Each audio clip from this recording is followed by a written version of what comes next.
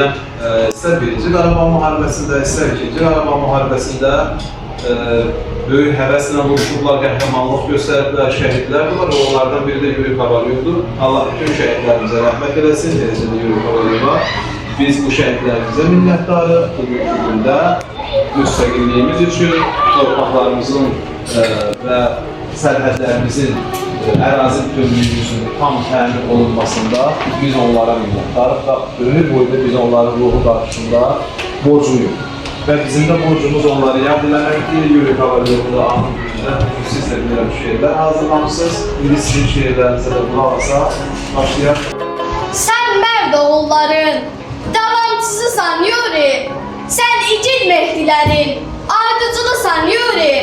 Sən bu qəhrəmanlığı Babəkdən mi öyrəndin? Cavanşirə, Bağıra, Səttərxana güvəndin.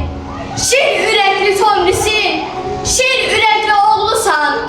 Mən Həcərin, Nigarın, qəhrəman övladısan. Gəlir yenə gözüm yaşlıdır, neçə şəhid verdim ağladım. Soruşmaya niyə gözüm yaşlıdır, mən şəhidimə laylay dedim ağladım.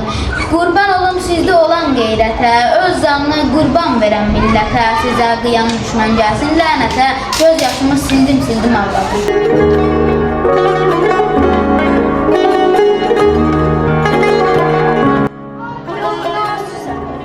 Göz yaşı sıxır, çəkməndə torpaq var, torpaq bir sıxır. Bir əskər çəkməni köksümə sıxır. Çəkməsində çiçək